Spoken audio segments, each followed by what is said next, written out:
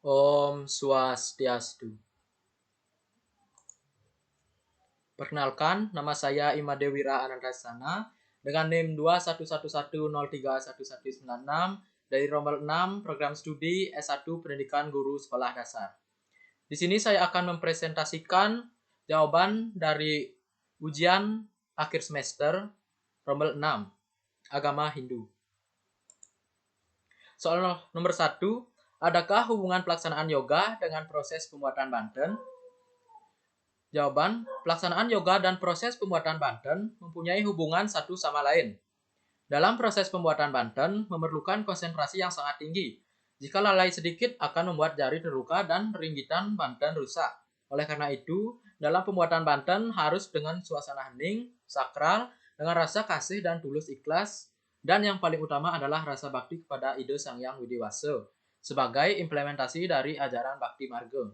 Pada umumnya, perempuan Bali dalam proses pembuatan Banten untuk persembahan sesungguhnya telah menerapkan ajaran yoga itu sendiri melalui pemusatan pikiran. Banten yang dibuat tersebut tidak hanya merupakan sebuah kreativitas dan unsur estetika saja, akan tetapi juga merupakan proses pelaksanaan yoga karena diutamakan adalah nilai-nilai kesucian. Pelaksanaan yoga yang dimaksud adalah perempuan Bali menggerakkan jari jemarinya bagaikan sedang berjapa, seperti halnya tukang Banten atau Wiku Tapani dengan posisi Bajra Asana atau Padma Asana untuk memusatkan pikiran ke hadapan Ide Sang Hyang Widiwasa yang Maha Suci dengan melakukan aktivitas penuh dengan kesucian. Soal nomor 2, berikanlah pendapatmu apa kelebihan Banten dalam tradisi Hindu. Jawaban, Banten tentu saja menjadi sarana yang tidak bisa dilepaskan dari upacara yajna dalam agama Hindu. Banten juga disebut wali yang merupakan makna simbolis bahwa Banten merupakan wakil dari isi alam semesta ciptaan Tuhan. Menurut saya sendiri, kelebihan Banten dalam tradisi Hindu yakni yang pertama, Banten sebagai identitas kehinduan, yang artinya Banten sendiri hanya ada pada tradisi Hindu. Banten sebagai penguat identitas kehinduan agar Bali, Ajeg, dan tradisi leluhur Bali tetap lestari. Yang kedua, Banten terbuat dari bahan yang bermacam-macam, yang juga merupakan simbol dari agama Hindu. Yang mana Banten sebagai wakil dari segala yang ada di alam semesta, yang merupakan ciptaan Tuhan yang dipersembahkan kembali kepadanya sebagai ucapan terima kasih. Yang ketiga, Banten sebagai niasa atau simbol yang berfungsi sebagai kekuatan Tuhan, wujud bakti, surudan, sarana untuk penyucian roh, dan sebagai pengganti mantra. Kelebihan lain adalah dalam pembuatan Banten biasanya sudah ditentukan dengan liti menurut pawukon oleh para sulinggih. Yang terakhir, Banten juga dapat membantu ekonomi masyarakat Bali, karena keperluan Banten dalam masyarakat Bali sangat tinggi, sehingga bisa dijadikan suatu ladang pekerjaan dan dapat mengurangi pengangguran. Soal nomor 3. Jelaskan pendapatmu bahwa korupsi adalah perbuatan yang tidak selaras dengan agama Hindu. Konsep-konsep apakah dalam agama Hindu yang dilanggar dan berikan contoh. Jawaban. Korupsi memang sangat tidak selaras dengan ajaran agama Hindu. Korupsi merupakan suatu tindakan dengan memperkaya diri sendiri dengan cara melakukan penggelapan yang secara tidak langsung maupun langsung merugikan perekonomian suatu negara. Agama Hindu sendiri memandang korupsi merupakan tindakan yang salah dan bertentangan dengan dharma atau hukum berta. Dalam dharma dalam agama Hindu merupakan pedoman dalam menjalani kehidupan dan hukum berta yang tidak dapat dihentikan dan ditawar oleh siapapun. Salah satu konsep yang tidak selaras dengan korupsi adalah Trikayo Parisuda. Korupsi dinyatakan sebagai tindakan yang tidak benar karena melanggar manaciko, berpikir yang benar, waciko, berkata yang benar, dan kayike, berbuat yang benar. Di dalam ketiga konsep ini, yakni pikiran, perkataan, dan perbuatan, yang dilakukan harus berlandaskan dharma.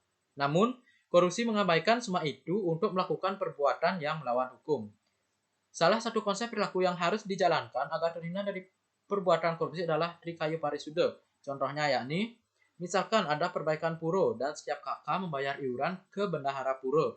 Jika orang tersebut memiliki pikiran yang baik dan tidak berpikir untuk berbuat jahat, maka ia akan melakukan perbuatan berdasarkan dharma dengan menyertakan semuanya untuk kebaikan. Jika sebaliknya pikirannya dipengaruhi oleh adharma atau keburukan, maka ia akan melakukan hal yang tidak baik seperti korupsi. Jika seseorang terjerumus ke tindakan-tindakan korupsi, maka orang tersebut nantinya akan terkena hukum berta dan ia akan mendapat hasil dari perbuatan atau biasa disebut dengan karma pala yang jelas bertentangan dengan agama Hindu. Soal nomor 4. Ketika mengunjungi panti asuhan, nilai-nilai agama Hindu apa yang bisa kita pelajari dan terapkan dan berikan contoh. Nilai-nilai yang dapat dipelajari saat mengunjungi panti asuhan yang pertama adalah tatuam asih, yang berarti aku adalah kamu dan kamu adalah aku. Yang bermakna setiap manusia adalah sama dan merupakan ciptaan Tuhan. Sesama manusia tidak boleh saling menyakiti, harus saling menyayangi. Contoh dari tatuam asih itu sendiri yakni menebar cinta kasih atau bersikap welas asih dan peduli terhadap orang yang berada di panti asuhan. Kita tidak boleh menganggap mereka beda dan perlakukan mereka sama seperti orang pada umumnya. Yang kedua adalah konsep Tripararta, di mana Tripararta sendiri dibagi menjadi 3 bagian, yakni asih, punya, dan bakti. Asih berarti perilaku manusia untuk menyayangi semua makhluk hidup yang diciptakan Tuhan. Contohnya yakni dengan memberikan rasa peduli dan simpati terhadap anak-anak yang tinggal di panti asuhan. Punya yakni perilaku manusia untuk saling tolong-menolong antar sesama. Contohnya yakni memberikan pakaian dan barang yang berguna pada anak-anak di panti asuhan secara tulus ikhlas. Bakti adalah perilaku manusia untuk tetap menghormati sesamanya. Contoh yang bisa kita lakukan yakni dengan memberikan ilmu dan mengajarkan anak-anak panti asuhan mengenai tata krama dan saling menghormati antar satu dengan yang lain. Soal nomor 5. Manusia hanya dapat memperoleh ketentraman batin bila ia mempunyai kepercayaan yang teguh kepada Tuhan dan rasa pasrah sepenuhnya. Hanya orang-orang semacam itulah mendapat penghargaan yang tinggi di dunia. Apakah ada hubungan kepasrahan dengan sifat korupsi pada manusia? Jawaban: hubungan kepasrahan dengan korupsi menurut pendapat saya sendiri tidak ada hubungan sama sekali dengan kepasrahan. Karena orang yang melakukan korupsi adalah orang yang telah dikendalikan oleh nafsu. Semua panca inderanya dikuasai oleh nafsu. Nafsunya itu membuat ia tidak bisa mengendalikan pikiran, perkataan, dan perbuatan. Nafsu itu yang membuat ia berbuat tidak baik dengan memperkaya diri sendiri. Selain itu, orang yang melakukan korupsi adalah orang yang bersifat egois dan serakah, hanya mementingkan dirinya sendiri dan tidak mementingkan orang lain. Di mana orang yang melakukan korupsi sangat bertentangan dan tidak selaras dengan ajaran agama Hindu, yang mana agama Hindu berpedoman pada dharma yang merupakan kebenaran.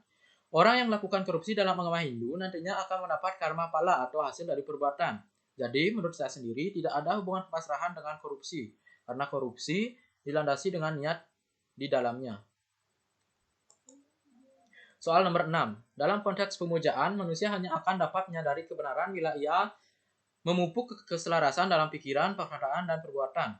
Kurangnya keselarasan di antara ketiga hal ini sama saja dengan dusta. Orang semacam itu tidak dapat mencapai kesempurnaan. Hubungan pernyataan itu dengan yoga dan pranayama yang Anda temukan dalam pengkajian Center Yoga selama ini. Menurut saya sendiri, hubungan antara yoga dengan pranayama dalam kajian Yoga Center adalah konteks pemujaan, yang mana manusia hanya menyadari sebuah kebenaran apabila dia membentuk keselarasan dalam pikiran, perkataan, dan perbuatan. Ketiga hal ini dapat terlaksana jika datang ke Yoga Center, yang mana Yoga Center ini adalah tempat untuk berlatih yoga dengan fasilitas yang lengkap dan dilatih atau dibimbing oleh instruktur dan pelatih yang terbilang sangat profesional. Oleh karena itu, dengan berkunjung ke Yoga Center, kita bisa berlatih pranayama dan mewujudkan keselarasan dalam pikiran, perkataan, dan perbuatan. Oleh karena itu, Yoga Center adalah tempat yang tepat untuk berlatih. Soal nomor 7. Dalam bab tentang bakti, dalam kitab Bhagavad Gita dikatakan bahwa waktu adalah unsur yang paling penting dalam hidupmu. Krishna mengajarkan dalam Gita bahwa walaupun engkau tidak begitu berhasil melaksanakan ketidakterikatan kepada benda-benda duniawi, jika engkau melaksanakan semua pekerjaan dan kewajibanmu seperti bersembahyang, mempersembahkan segala yang engkau kerjakan kepada Tuhan, maka hidupmu akan diberkatinya. Apakah makna hukuman Bhagavad Gita yang dimaksud? Jawaban: ungkapan Bhagavad Gita tersebut mempunyai makna. Jika kita sebagai manusia di dunia tidak bisa lepas dari keterikatan dunia atau benda-benda duniawi seperti kesenangan dan lainnya yang berkaitan dengan duniawi, hal tersebut dapat ditolerir jika kita melaksanakan tugas dan kewajiban dengan baik seperti sembahyang, mempersembahkan segala pekerjaan kepada Tuhan dan menjalankan hidup sesuai dengan ajaran Dharma, maka kita akan senantiasa diberkati dan diberikan kedamaian serta kebahagiaan dalam hidupnya oleh Tuhan. Soal nomor 8. Ngaben, banyak orang menyebutkan bahwa upacara itu sangat boros. Bagaimanakah menurut Anda ngaben itu? Apakah perlu dilakukan? Jawaban: menurut pendapat saya sendiri, walaupun menurut banyak orang bahwa tradisi ngaben itu disebut sangat boros, apalagi orang non-Hindu yang tidak tahu maknanya, tetapi tidak untuk saya sendiri dan orang yang mengerti tentang Hindu pasti tahu bahwa ngaben ini merupakan suatu upacara fitriyatnya, Yadnya sendiri berarti persembahan tulus ikhlas. Kita mempersembahkan ini kepada leluhur dan ide Sang Yang Widiwasa dengan tulus ikhlas tanpa pamrih sedikit pun. Selain itu, ngaben juga merupakan tradisi Bali yang harus terus dilestarikan. Ngaben juga dilakukan untuk mengembalikan unsur Panca Mahabhuta ke asalnya, yang terdiri dari Pertiwi, Apah, Teja, Bayu, dan Akasa. Untuk itu, menyucikan roh yang telah meninggal harus dilakukan upacara ngaben. Jadi, ngaben harus tetap dilakukan karena merupakan yadnya dalam pengembalian unsur Panca Mahabhuta ke asalnya. Soal nomor 9. Banyak orang Hindu lebih bersemangat melakukan upacara yadnya besar-besaran seperti ngentek linggih dengan biaya besar. Sedangkan untuk menyumbang beasiswa untuk anak miskin kerap ogah-ogahan. Bagaimana pendapatmu menghadapi realitas ini? Jawaban, menurut pendapat saya, hal ini menurut orang yang melakukannya. Jika orang tersebut mengeluarkan biaya yang banyak untuk ngentek linggih, itu sah-sah saja asalkan dilakukan dengan tulus ikhlas. Yang mana yadnya yang dilaksanakan secara tulus ikhlas pasti akan diberkati oleh Tuhan. Sedangkan jika ia melakukan ngentek linggih dengan tujuan tidak baik seperti pamer, mengharapkan pujian dan imbalan, maka orang tersebut sia-sia dan tidak berarti sama sekali. Karena tidak dengan tulus ikhlas. Sedangkan jika seorang menyumbang beasiswa kepada anak miskin dengan tidak ikhlas, maka itu juga sama halnya dengan sia-sia.